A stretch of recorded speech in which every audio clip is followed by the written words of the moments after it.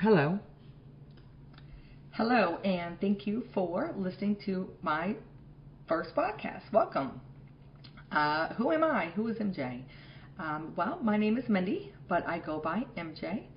I started this podcast because I am on a mission to help as many people as humanly possible live healthier, happier, better lives.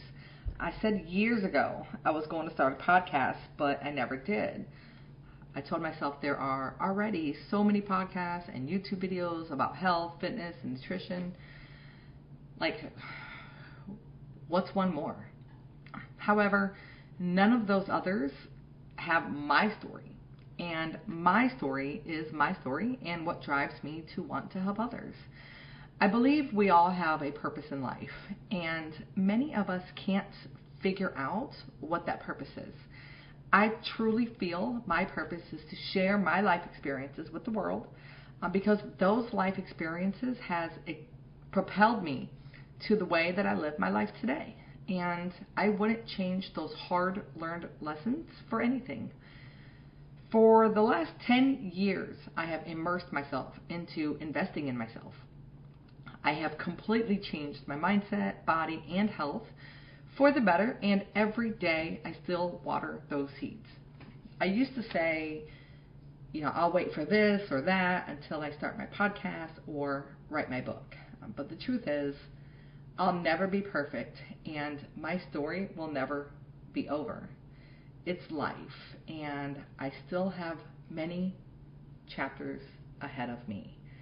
In fact, I have this saying on my desk right here that I look at every day, and it says, a year from now, you will wish you had started today. And that is true, and this is true in everything in life, whether it's you want to lose weight, join a gym, write a book, learn a new skill, change careers. Start today, or a year from now, you will wish you had started. So I finally started this podcast. I bought this podcast equipment literally like 2 years ago. Never used it. I was shy.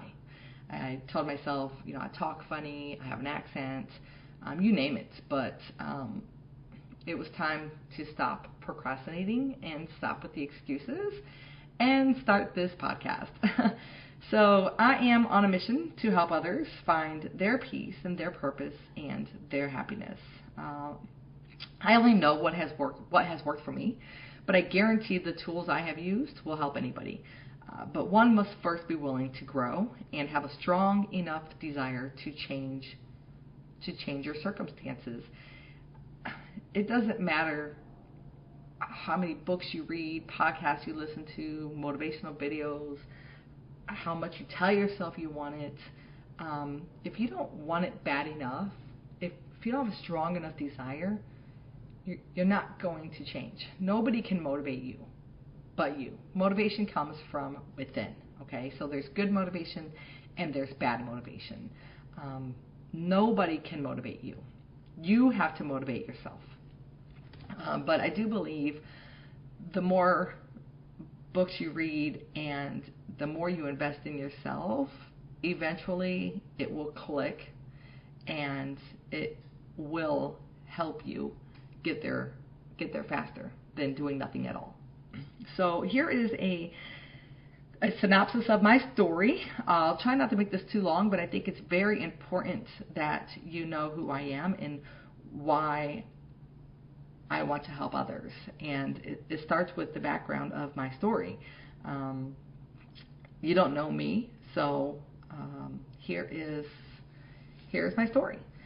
I grew up in Kankakee, Illinois. It's about 50 miles south of Chicago, with a single mother and a half sister. My sister is 4 years older than me.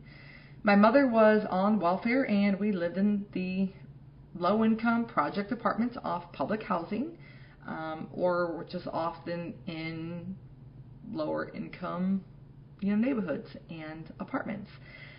My mother always dated alcoholics and very abusive men. My very first memory that comes to mind as a child is my mom's boyfriend being drunk in the front yard trying to tip over her little Volkswagen Bug car, and me being scared watching him through the window. I watched my mother get the living shit beat out of her by all of her boyfriends. Sometimes they would hit me and leave huge bruises, but my mother usually stayed with her boyfriends for long periods of time, I guess until she finally got tired of the beatings, only to move in with another abusive man. My sister and I weren't close at all. She was much bigger girl than I was, and she was, she wasn't so blessed in looks. And I'm not meaning to sound mean or egotistical, but she would often get made fun of by her peers for the way she looked. And my mother would make me fight all of her fights. My sister was much taller than I was, much bigger, stronger. I had long hair. She had short, curly hair, and she wore glasses. I didn't. And she got made fun of a lot. And nobody ever believed that her and I were sisters because we looked so different. And my mother actually raised me to fight. I was constantly getting in physical fights with boys and girls, mostly boys. My sister is 4 years older than I, like I said, and much bigger, but I have never seen her fight one fight in our lives. In fact, my mother would send me, the tiny girl they called Mouse, to fight the kids at the bus stop that were making fun of her. If I ever lost a fight, whether it was my own fight or my sister's fight, my mother would beat me with a belt or a hanger, and she would drag me back to fight the person over. Let's just say I rarely lost a fight. And this started at the age of 5 when I beat up a boy named Billy, all the way through my teenage years. When I was around 9 years old, my sister tried killing me. She suffocated me on 3 different occasions and admitted that she wanted me dead. Thankfully, I put up a fight and was able to break loose from her. But she would bury my head into the corner of the couch cushions and then sit on me, and I couldn't breathe. Sometimes she would put her hand over my mouth and nose and hold me against something very tight, and I remember I couldn't breathe, and I would fight and kick and scream or wail my fist and just everything I could to get away from her. And, nothing was ever done about that. I think my mom tried putting her in counseling, but as far as repercussions or consequences, just nothing was ever done. My mother moved us to Iowa when I was 11 years old. Her extremely abusive boyfriend moved us there, I guess I would say. We followed him.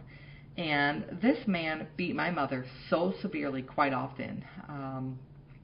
He would just beat the living shit out of her, and I remember she would be screaming from the basement for help, and he just beat her, choked her, bruised her, drug her by her hair so many times. And I remember the final straw was when he came flying through the bedroom glass window and chased my mother out the door after the police left, and it was a very scary moment. I recall even telling my mother after the police left, what if he comes through the window? And he literally flew through the glass and chased my mother out the door. My mother and I were never close. She often favored my sister, and she was mentally abusive towards me. She was physically abusive, but not near as much as mentally. However, I do remember she used to grab my sister and I both actually by the head of our hair and wrap her hands around our hair and bang our heads together. And when she would whip me with the belt, sometimes she didn't even fold the belt. She would just grab one end of the belt and just lash it at me. And I would be curled up in a ball on the floor, and she would just be like whipping me with the belt. And she liked to make fun of me. Her and my sister both. They would call me names, tell me how worthless I am, and she would also physically abuse my pet cats to hurt me. She beat the crap out of my pet cats, and even threw two of them outside in the snow, and I never saw them again. They were just little kittens. I remember one time she beat my cat with a hanger so severely, and then she stomped. She picked her foot up and stomped on my cat so hard, feces went flying out, the back of him. And it hurt me. Like, it hurt me so bad. I was around 11 years old when that happened. Every cat I ever had, she would abuse. And today, I don't speak to my mother. I haven't in over 15 years plus, nor will I ever again. She is still just as evil today as she has ever been. However, I have learned to forgive her. And it took me until my 30s to learn what forgiveness really meant. It doesn't mean I have to befriend her and be in her life. Forgiveness really is for ourselves. It's to help heal the hurt and pain and anger in our hearts so we can move on. It took me a long time to understand that concept, and but once I did, it was the most freeing feeling ever. When I was 11 years old, my mother had me admitted to a mental health hospital. Till this day, I have no clue why, other than she just didn't want me. My sister was there, and then when she got released, they admitted me. At this time, I was not a delinquent or troubled kid. I did nothing wrong. It was just awful. The psychologist put me on a depressant medication called lithium. I wasn't depressed. I was 11 years old. I was angry. I was locked up in some strange hospital and had no clue why. My mother never told me. She actually tricked me and said that we were going to pick up my sister because my sister was being released, and the next thing you know, I was being admitted. Around 12 years old, I started drinking, and by 13, I was drinking heavily. I started running away from home all the time, and I joined a street gang. I looked up to much older men from Chicago who were gang leaders, and I mean men in their 40s, 50s. And I became a gang leader myself. I didn't get jumped in, and contrary to what people think, females don't sleep their way in either. Not respectable females. And I was actually tested on my gang knowledge and loyalty. I ran away from home as much as I could. When the police would find me and bring me back home, sometimes drunk over their shoulder, I would wake up and run away again. I was involved in drive-bys, rape cases, murder cases, robberies, and many gang fights. My mother turned to the state for help, and at 13 years old, I was admitted to CADS, which is a Center for Alcoholic and Drug Services. I don't remember the length of time I was there, but it was for months, at least half of my 9th grade year. I often got into physical fights and altercations and even stabbed a boy with a fork. I ran away from there as well, but got picked up. Eventually, they kicked me out for being too violent, and I was sent back home. After that, I continued running away from home. My mother and my sister was abusive still, often making fun of me and laughing at me while I was in the room. They would call me a whore, a slut, and just say whatever they could to make me mad, because they had found out that I lost my virginity. And I would just run out the door. I had more respect from my gang friends and living on the streets than I had from my mother and my sister. A lot more, actually.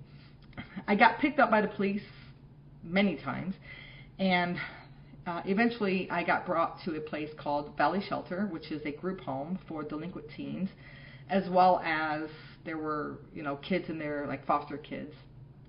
And I ran from there as well. I was brought there on two different occasions, and I ran away both times. The last stint of my running away was in 1993 when my boyfriend and my closest friends murdered a girl. They shot her in the back of the head with a 12-gauge sawed-off shotgun. This is still, to this day, one of my most painful experiences in life that I had went through. My entire short life was filled with pain, from my earliest childhood memory to through my teenage years. I got locked up one last time, this time for 18 months before getting kicked out. The state told me they were wasting their money on keeping me there. Basically, there was no hope for me. I was released back to the monster that created this monster. The mother who told me while I was in this group home that she didn't want me back home because she wouldn't hesitate to put a knife right through me and twist it. Yes, she said those exact words.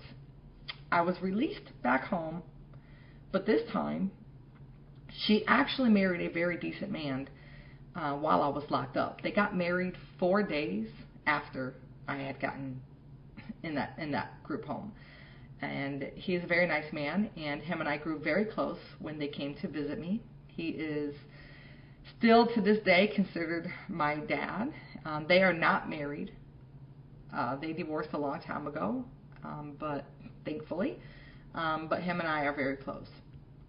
I immediately contacted my old friends after getting kicked out of this other group home and was back on the party scene. The only thing that I cared about was reconnecting with my old friends. And that only lasted a few months because at 16 years old, I became pregnant. My mother and stepfather moved to Indiana, and I have been on my own ever since. If it wasn't for getting pregnant, I was definitely headed for prison. I had to grow up, kind of. I grew up just enough to raise my child and stay away from gangs, but my pain definitely transferred to adulthood. I had my second child when I was 21. So here I am with 2 young kids, 21 years old, and in a mentally abusive relationship myself with the man I was pregnant by. I swore I would never be like my mother. So I started dancing, as in stripping, so I could afford my own apartment and free myself of my daughter's mentally abusive father. I have no regrets being a stripper, as I never prostituted myself. I actually went to college, earned my degree, and lived in nice neighborhoods for my kids. I was home every night with them, except weekends, and they had regular schedules. I never missed a school event or a dance recital. I was doing my best as a single young mother with zero support. No child support, no family, nothing. But along with the stripping came the alcohol and drugs. I can't really blame the stripping, though, as I started drinking and using drugs as a teenager. Alcohol has always been my biggest weakness, but for a period of time I was using cocaine and ecstasy very heavily. Somehow I was always able to keep that separate from my mom duties and be a functioning mother. I was just not often, but I would be high sometimes or still up from the night before. In 2003, my firstborn son came into this world, and 4 months later he passed away of pneumonia. This is the most devastating, painful, soul-sucking blow life has ever thrown at me. I turned to more alcohol, and I just drank very heavily to bury the pain. I had nobody to turn to, except thankfully I did have some support from the girls at work, and they raised money so I could afford my son's funeral or his wake. I had him cremated, and I would not have been able to pay for those things if it wasn't for the girls from work raising money for me. But after my son's death, I spiraled downward mentally. I became so angry, and I buried the pain. I was good at burying pain my whole life, or my whole childhood years, I should say. And I tried to go to counseling, and I went to one session, and the counselor told me at the end of that session to bring pictures of my son to the next session, and I never went back. I wasn't ready to face reality. And my whole life, I buried emotions except for anger. And, and anger emotion stems from hurt, right? It stems from the hurt and sadness that we bury, and it turns into anger. And as an adult, I was still getting in bar fights, beating people up, destroying property, getting DUIs, going to jail, and harvesting my pain. It was always everybody else's fault. My mother's fault, my sister's fault, my kids' father's fault, my boyfriend's fault. Everybody else was to blame for my unhappiness but me. However, I did blame myself for my son's death, and that tore me up for several years. Although I did take him to the doctor 4 different times since he was born, I blamed myself for not taking him the night he died when my gut feeling told me I should have. I remember my last thought that night when I laid my head down on the bed after putting him upright in his car seat so he can, the doctor told me to, if he had breathing problems, to let him sleep in his car seat so he was sitting upright and his breathing passage was clear. And so that's what I did that night. And I remember he woke up around 4 in the morning, and I fed him, and I put him back in his car seat, and the last thought that entered my mind before I fell asleep was, what if I wake up in the morning and he's not with me? And that is exactly what happened. So my son died when I was 23 years old, and for the next 9 years, I lived in a depressed, miserable, angry state of mind. I continued drinking, fighting, and partying, all while still taking care of my 2 daughters. I went to college in hopes to quit dancing, but an associate degree doesn't actually get someone a good paying job. And I continued to dance for 10 years total. I got pregnant again when I was 31 years old, and my second son was born. I reached a point of being sick and tired of being sick and tired. And so I quit dancing, and I decided to pack up my shit and move my kids and I to Texas. It was then that I set out on a quest to find happiness. I wanted to learn how to be happy, and it started with a Google search. I literally Googled how to be happy. From there, it was like the dominoes effect. One decision opened a door that led to another decision that opened another door, and so on. And I never stopped working on myself, even to this day. I read and read a plethora of self-help books, listened to motivational YouTube videos daily, and I found Buddhism. So I knew I needed faith to pull me through. But after my son died, I lost faith in God. And I tried to find it. I went to church. I prayed every night. It just wasn't making sense to me. And it just wasn't in my heart. So I studied religions profusely, and all different types of religions. And Buddhism is what made the most sense to me and has had the biggest impact on changing my life. It was the very beginning of my life-changing journey. And I don't care what religion a person believes in. Just find the one that makes the most sense to you and will help guide you to becoming a better person. They pretty much all have the same philosophy and can guide you to live your best life, if you live on those principles. But whether you are spiritual or not, and believing God in prayer, believing in God and prayer alone will not change your life. You must work hard at changing yourself. And it starts with your mindset and a strong desire to change. And then you have to take action, right? You have to take massive action. You can pray every night, but if you're not making better decisions and you're not taking action, I'm sorry, those prayers are not going to be answered. And I had hit rock bottom more times than I can count, and I knew that I had to become a better person. I knew my kids deserved a better mom, but most importantly, I deserved a better life. And if I am not happy, nobody around me can be happy. And I had to take total responsibility for how my life was at the age of 31 years old, and I had to change it. It was all of my decisions as an adult that brought me to such a miserable life. I had to quit placing blame elsewhere and own up to my failures and my mistakes. I have since completely transformed myself and my life, and through this podcast, I hope to help you along your journey of finding your own path. If I could turn my life around completely by myself as a single mother with no help, no family, a teenage mother at that, and zero support, anybody can. Not everybody does though.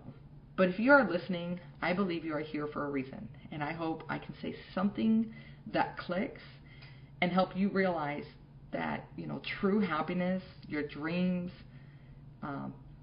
completely changing your life around is possible. But just know that nothing changes if you don't grow. And you have to water yourself daily. Reinventing myself has been the hardest thing I have ever done, and I still work on it daily. But today, I am free of anger. I have a very peaceful life. I mean, it's almost too peaceful. And I feel we are all deserving of this. And it is such an amazing, indescribable feeling. I describe it as freedom. My wish is for everybody on this planet to feel this great sense of freedom. Be free from anger and hurt and whatever is holding you back, whether it's bad relationships, whatever is making you miserable. Set yourself free. Also, I recently discovered who my real father was, and this piece is important as well.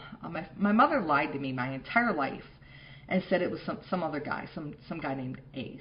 And I took a DNA test in March of 2020 and discovered that was a lie. Luckily, my mother actually wrote my real father's name in my baby book, but she whited it out and she wrote the other guy's name over it. I was able to scratch off the whiteout and reveal the guy's name.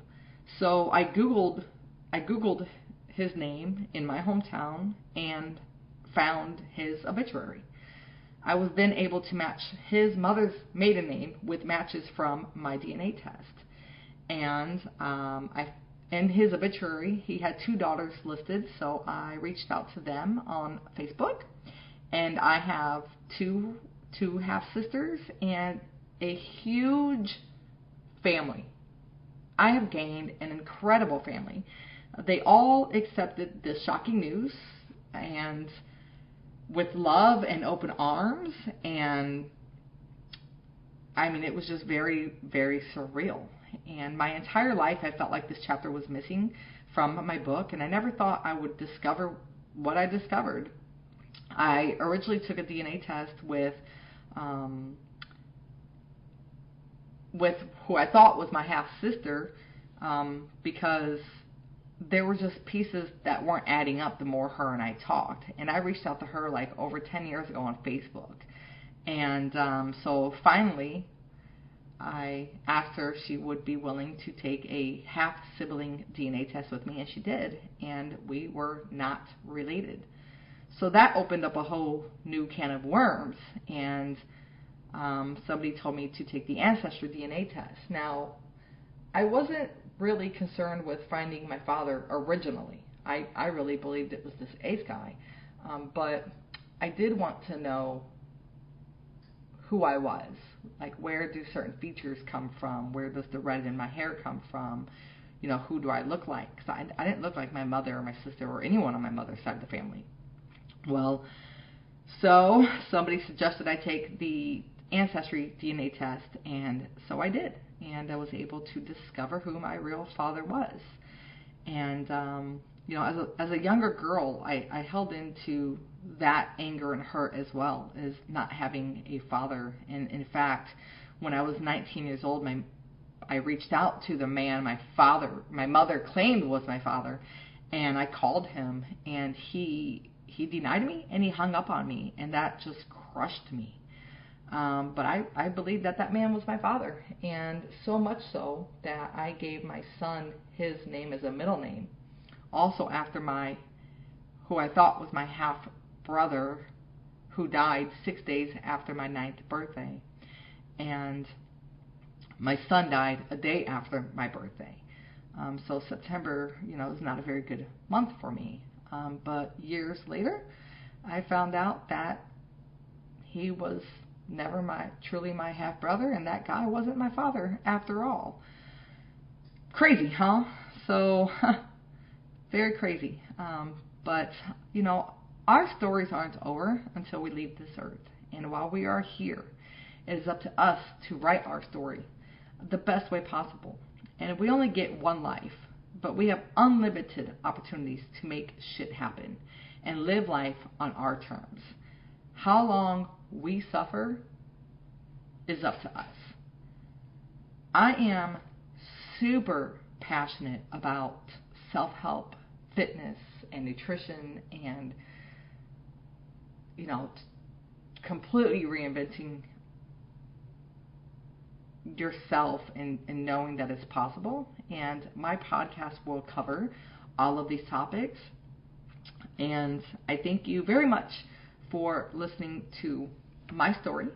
And I hope that you follow me. And I look forward to creating more podcasts and sharing more of not just my story, but my knowledge with you, in hopes that it will help you turn your life around and find your happiness. You can follow me on YouTube at MJ Douglas, and my Facebook page is just MJ as well. Thank you for listening. Be happy, be healthy.